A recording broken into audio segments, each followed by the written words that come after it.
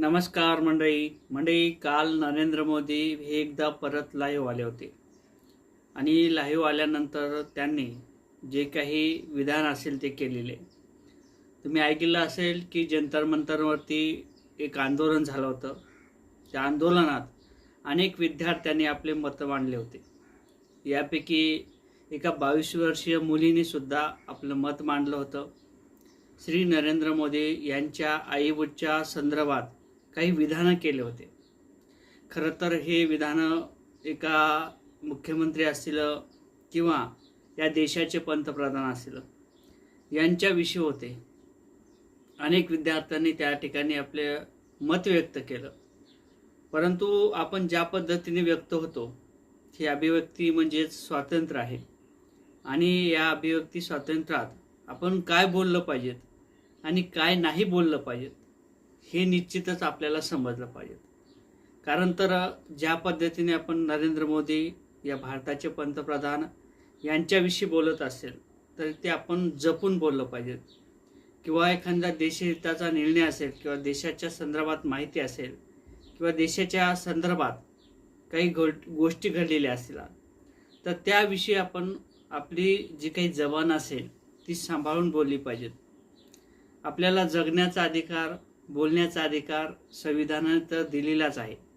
Doctor Babasaheb Ambedkar यांनी सुद्धा दिलेला आहे, परंतु त्यांचा उपयोग कसा केला पाहिजे, कुठे केला पाहिजे हे आपण समजून घेतलं पाहिजे. खरं तर ज्या पद्धतीने हे जे काही राजकारणी लोक असतील त्यांची भाषा बघितलेली असेल आणि त्या भाषेतून ज्या पद्धतीने ते जे काही आग ओकतात ते सुद्धा आपण बघितलं पाहिजे.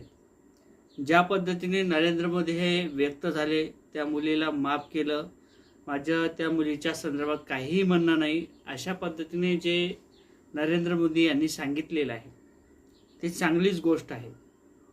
परंतु एक अशीही बाजू आहे की ज्या पद्धतीने हे नेते लोक बोलतात, ज्या पद्धतीने त्या मुलीवरती लाठीचार्ज झाले, जंतर मंतरवरती जे गोष्टी घडल्या ते घडायला नव्हत्या पाहिजेत.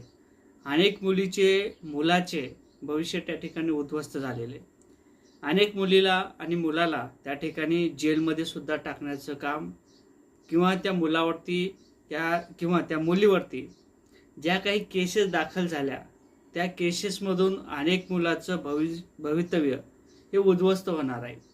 जंतर मंतरवरती काय झालं, कशा पद्धतीने व्यक्त झाले ह्या सुद्धा गोष्टी आपल्याला समजून घेतल्या पाहिजेत. मग नेत्या लोकांना त्या ठिकाणी त्यांच्यावरती कारवाई का होत नाही? ज्या पद्धतीने विधानसभा असेल, लोकसभा असेल, राज्यसभा असेल, त्या ठिकाणी जे नेते लोक व्यक्त होतात, मग भाजपचे असेल, काँग्रेसचे असतील, शिवसेनेचे असतील किंवा राष्ट्रवादी पक्षाचे असतील, कोणत्याही पक्षाचा नेता ज्या पद्धतीने व्यक्त होतो, जी काही शिवीगाळ केली जाते, जी काही भाषा बोलली जाते, त्या भाषेच्या संदर्भात नेत्यावरती कारवाई का होत नाही असा देखील मोठा प्रश्न आहे. त्याचबरोबर ज्या पद्धतीने लहान मुलं असतील किंवा 22 वर्षाच्या मुलीवरती जे काही गोष्टी घडल्या, आतापर्यंत कायदा सुव्यवस्था या गोष्टीचं आपल्याला भान राहिलं का? अशा अनेक गोष्टी आहेत. परंतु अभिव्यक्ती स्वातंत्र्य म्हणजे काय हे आपण समजून घेतलं पाहिजे. अभिव्यक्ती स्वातंत्र्य म्हणजे काहीही बोलून चालणार नाही. एखाद्या महान व्यक्तीचा, एखाद्या मोठ्या व्यक्तीचा, जी काही देशाचा कारभार सांभाळते अशा व्यक्तीचा जर आपण अपमान करत असेल तर हे अभिव्यक्ती स्वातंत्र्य नाही. अनेकाला वाटत असेल की मी काही भाजपची बाजू घेतो का? भाजपची बाजू नाही तर मी नरेंद्र मोदी यांच्या संदर्भात सुद्धा बोललो होतो, त्यांच्याविषयी सुद्धा बोललं पाहिजेत. कारण तर जी गोष्ट सत्य आहे ती आपण समजली घेतली पाहिजेत, बोललो पाहिजेत. परंतु ज्या पद्धतीने आपण व्यक्त होतो ती मात्र व्यक्त होण्याची जी काही भाषा असेल ती आपण नीटनेटकी वापरली पाहिजेत.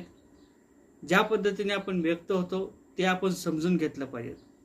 खरं तर ज्या पद्धतीने जंतर मंतरवरती अत्याचार झाले, मुलीवरती लाठीचार्ज झाले, काही मुलीच्या पार्श्वभूमीवरती पाठीमागच्या जागेवरती सुद्धा काड्या खोचण्याचं काम त्या ठिकाणी पोलीस प्रशासनाच्या माध्यमातून झालं. अनेक मुलीच्या कपडे सुद्धा फाडण्यात आले असा सुद्धा काही मुलींचा आरोप आहे. त्याचबरोबर काही पोलीस अधिकाऱ्यांनी त्या ठिकाणी पायसुद्धा आडवे टाकले आणि काहीला तोंडावरती सुद्धा पाडलं, हे देखील आपण पाहिलं असेल. परंतु आपण आपली भाषेची गरिमा ही जपून वापरली पाहिजेत. संविधान, कायदा या गोष्टीचा सुद्धा आपण मान ठेवला पाहिजे. खरं तर ज्या पद्धतीने नेते लोक व्यक्त होतात त्या नेत्यांना जेलमध्ये टाकणार का, असा देखील प्रश्न आहे. ज्या पद्धतीने आपण 10 वर्षाच्या मुलीवरती, 15 वर्षाच्या मुलावरती किंवा मुलावरती केसेस दाखल करतो, ह्याच केसेस त्या पोलीस अधिकाऱ्यावरती दाखल करणार का, असा देखील प्रश्न आहे. या संदर्भात तर तुम्हाला काय वाटते, नक्कीच कमेंट करा.